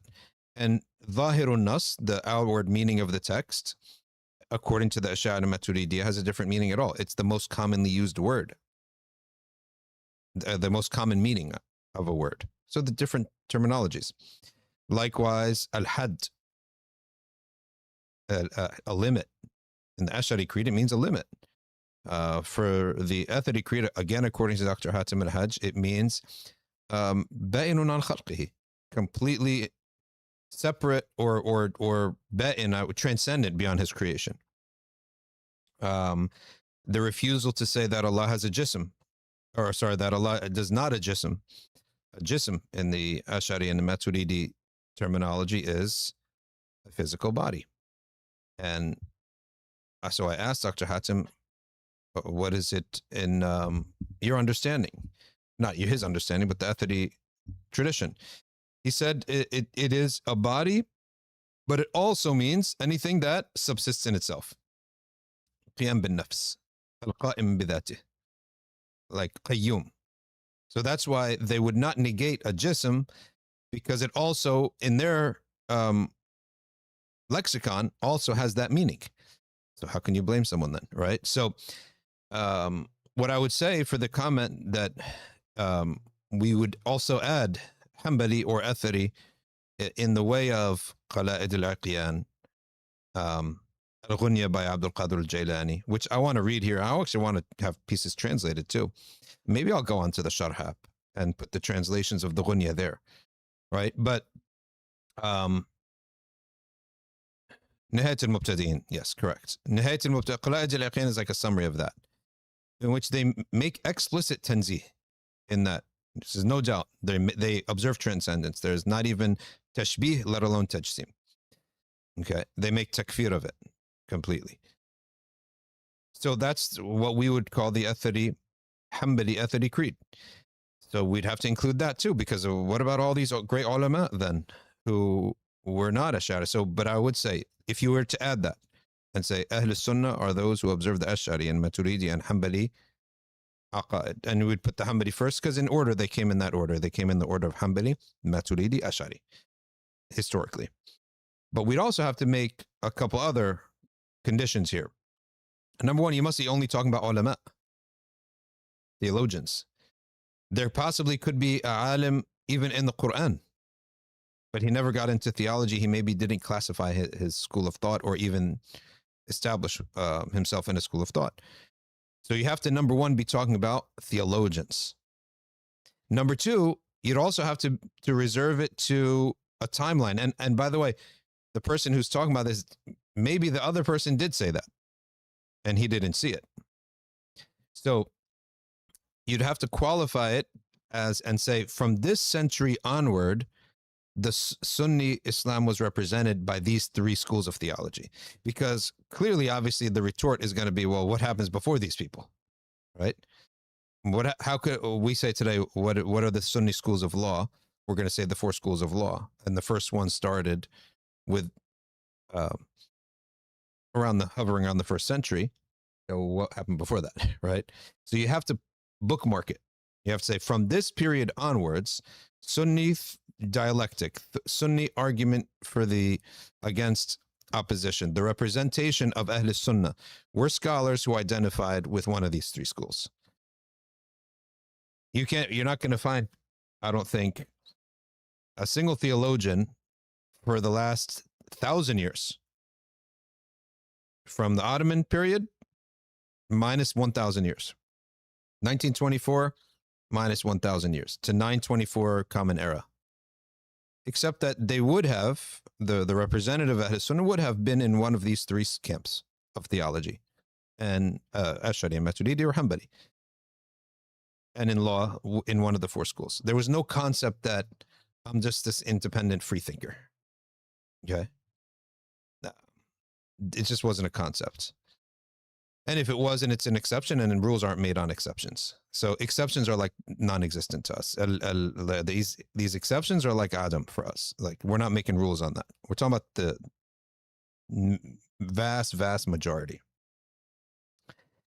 So that would be a fair statement to say. And most likely that's what he meant too. And also most likely what he meant was that what's valid, the valid Hanbali school, he subsumes it under the Ash'ari and Maturidi, because they also observe tafweed on the attributes. However, I would say that that's not the only thing, right? That is a school of thought that has its usul. The Athari Aqeeda has its usul. It has its purpose. It has its terminology, and it has a substantive difference on the subject of Kalamullah with the Kalaam schools. The purpose of an Athari school is simply to ensure that we are in line with the Quran and never deviating from it, and that there's no metaphor in theology. Okay, ظاهر النص لا يخالف العقل. Okay? Because they say if we open that door and you say that the text contradicts reason or Sharia, then we have to interpret it away, or interpret in some form. They say then you open that door, everything can be interpreted. Okay.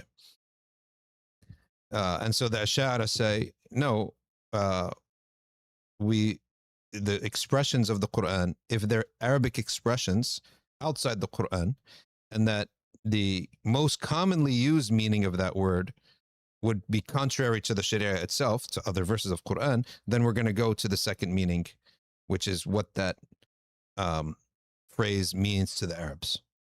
And Allah knows best. Okay.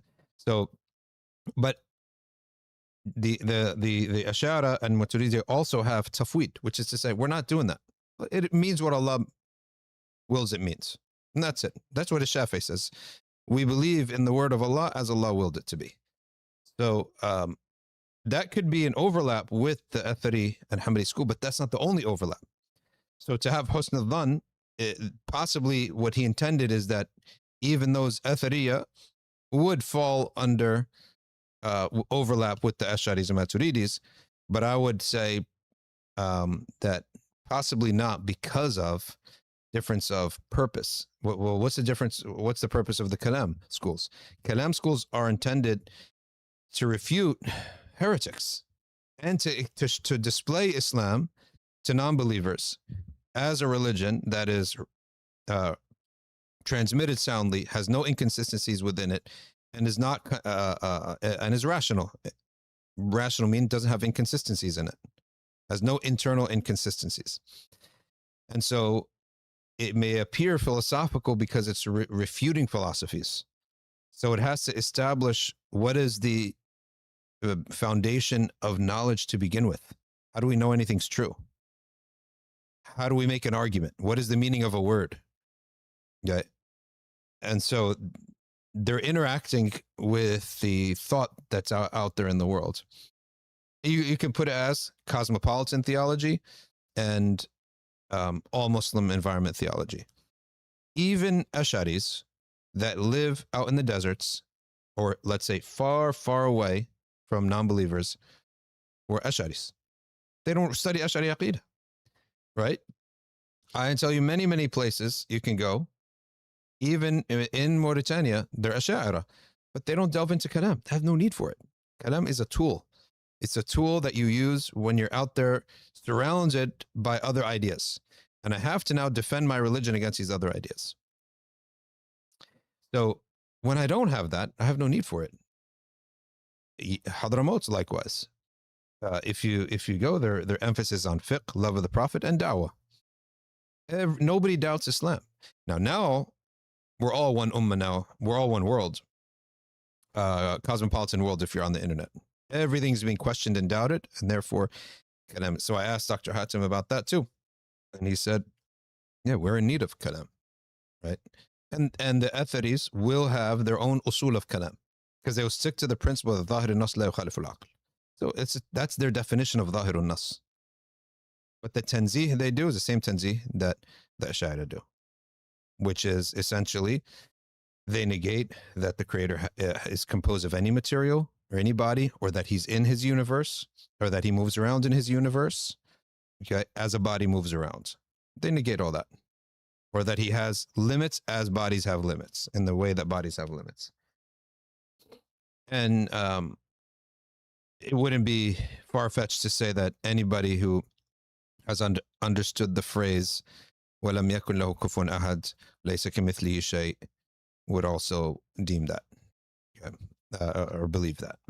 A couple more questions. Could you please explain the names Ya Hayyu Ya Qayyum? Why is it that some people hold that Ya Hayyu Ya Qayyum may be from the Al-Ism Al-A'zam? إِذَا دُعِيَ بِهِ أَجَابَ. If Allah is called by this name, he answers.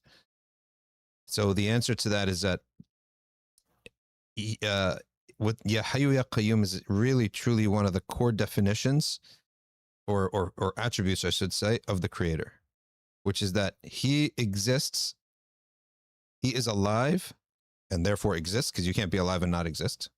He exists and is alive by necessity, not because someone else made him alive, not because he intook a substance that made him alive. That's how we live. We live because Allah gave us life. We live because we need life. We need life forces such as sun, sleep, oxygen, water, food. Allah exists by necessity. And from there, all existence begins. Created things, you have to go back in a timeline until you come to a 0 point. Okay? That 0 point, that from which creation came about, right, is where God the Creator established all of creation. Okay, so creation, this world that we live in, could not have infinitely regressed forever, having existed forever, with nobody bringing it into existence. And if the creator needed someone to bring him in existence, he wouldn't be the creator. He'd be another creation.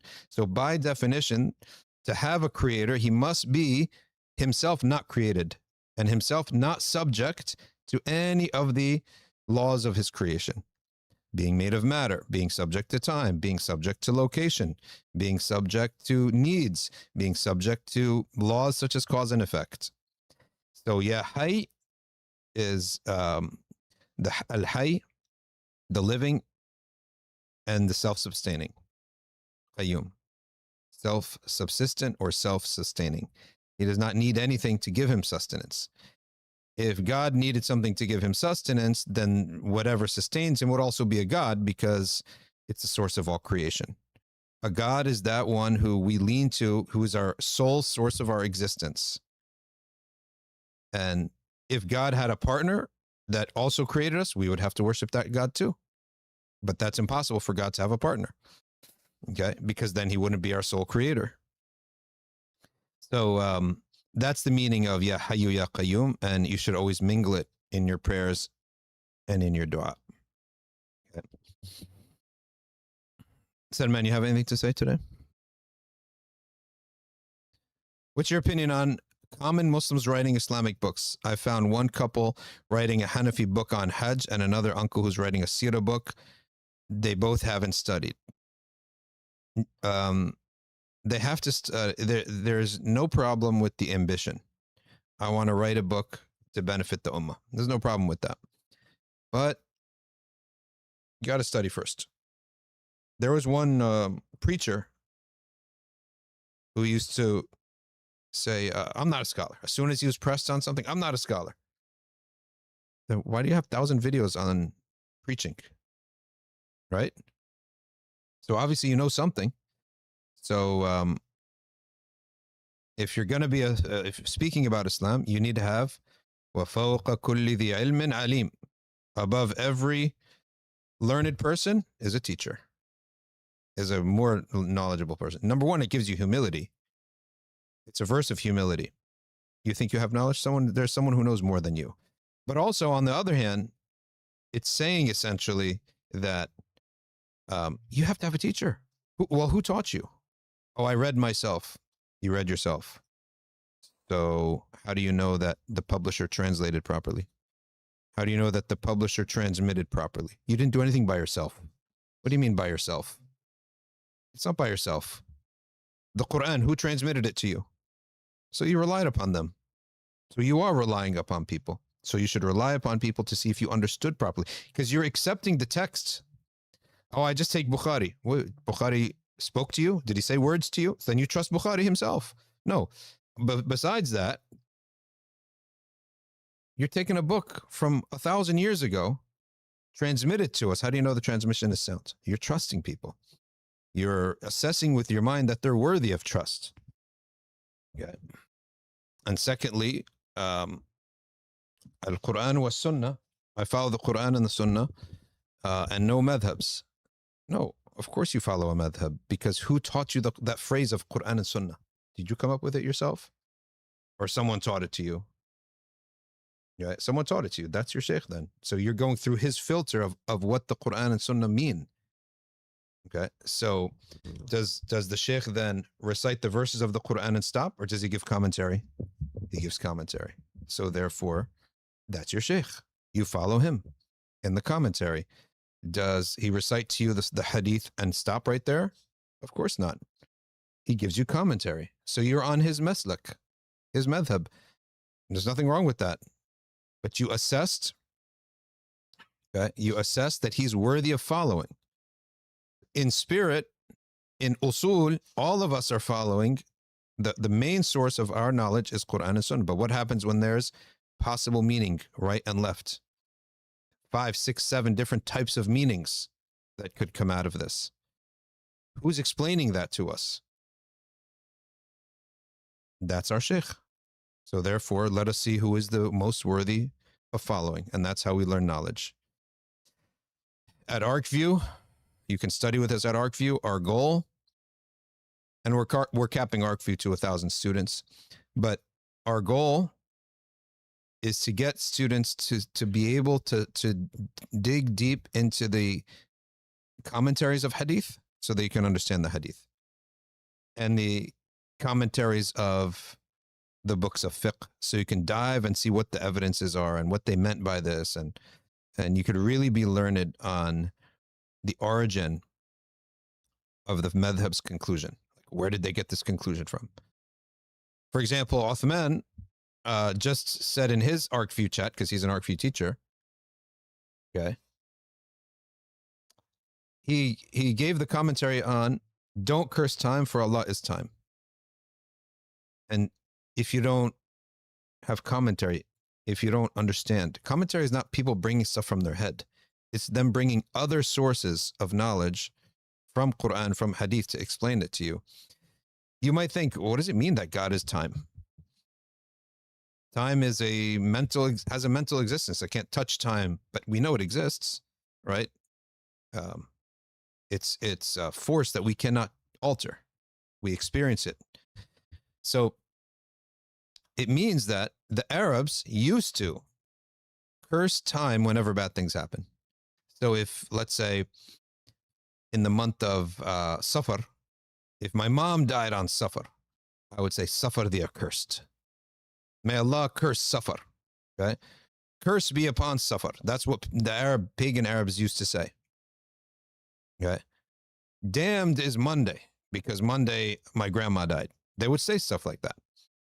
So the Prophet ﷺ corrected them by saying, do not curse time, because what happens in time is the will of Allah. That's the meaning of that hadith. And there is all over hadith, hadf, removing of a phrase to make it easier to remember. فَإِنَّ اللَّهَ هُوَ الدَّهْرُ, for verily Allah is time. When you curse time, you're cursing Allah. When you curse time, you're cursing the Creator, because you're cursing what happened in this time, and He is the one who willed it. So you're cursing God. Okay? Do not curse time, because you're then actually cursing God, because He is the one who willed that this occurred here. So that's a simple hadith that, and literally there was a alim, a scholar, who said he's been I don't know what kind of scholar this is. Maybe he wasn't really a scholar. Maybe he was not fully learned. But he was older. And he said, I've been pondering this hadith for 25 years. SubhanAllah, the commentary is right there. He's like, how is Allah time? Are you serious? Are you actually serious? You take a single Aqeeda class? Did you study how to understand hadith? You got to go to the commentaries. You got to go to Nawawi on Muslim, Qadi Iyad on Muslim, Ibn Hajar on Bukhari, and a lot of others. Those are just the two most famous ones. Suyuti, I think, is on Ibn Majah. I think Suyuti is on Ibn Majah. On Abu Dawood, it's Ibn Raslan, I think. He's a Shafi'i scholar from Quds. Oh, I think on Nasa'i it's Ibn Raslan. But great commentaries, like oceans. You're swimming in an ocean and learning every page. That's what we want to get ArcView people to do. Okay. Can we celebrate holidays outside the two Eids is the question here. Not believing it's a sunnah or an obligation, but you may celebrate graduations.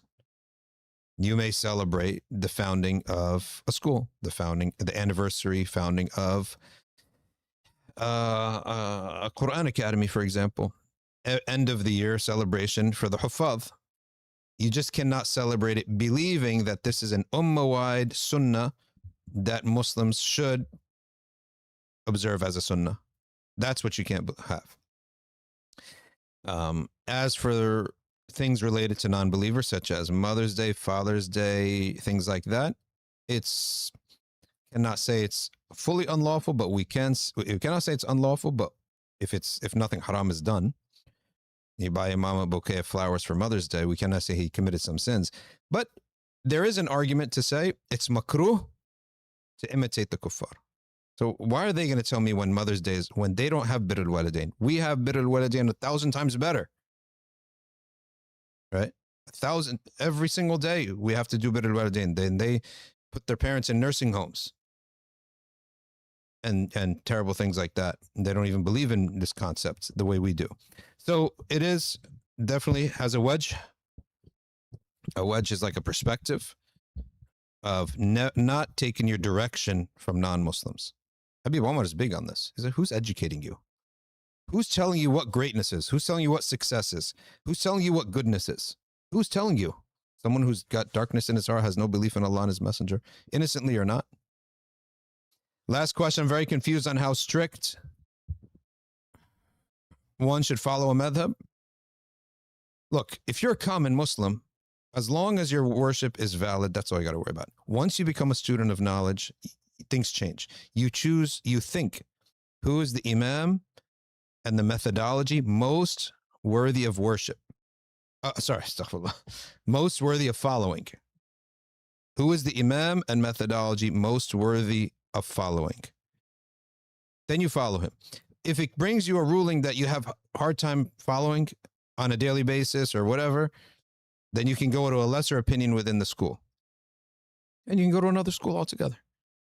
But it's not your mode of operation is, where's the easiest madhab?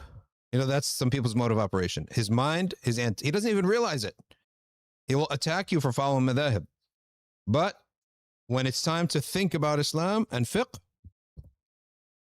antenna, where this is his nafs.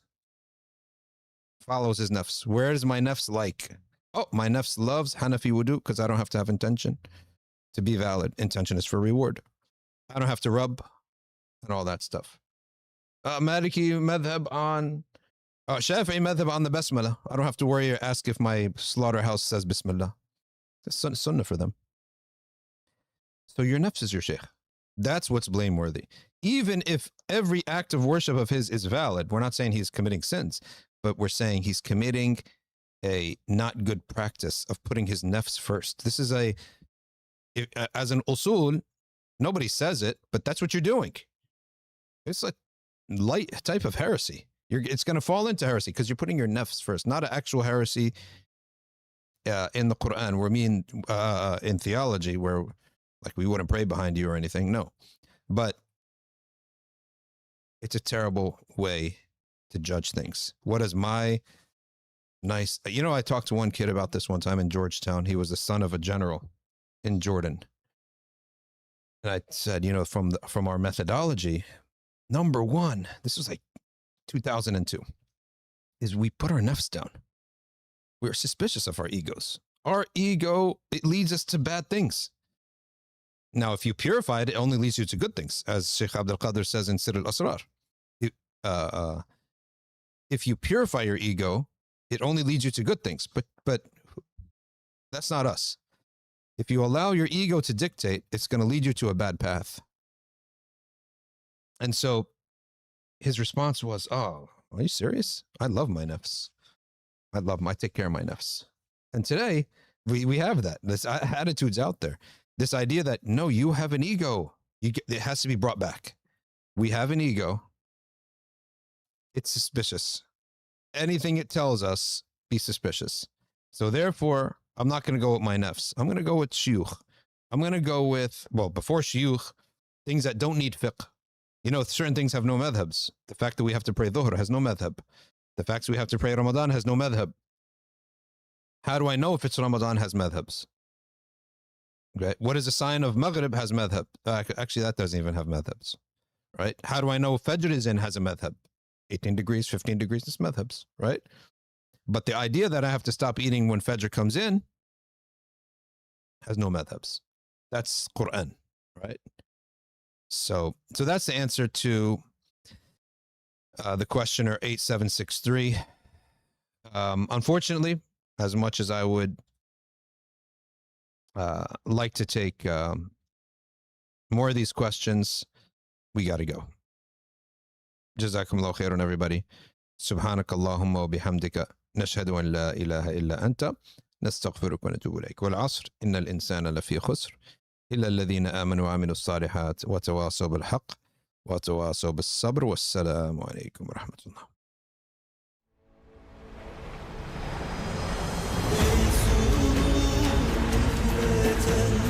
Aşkınla arasın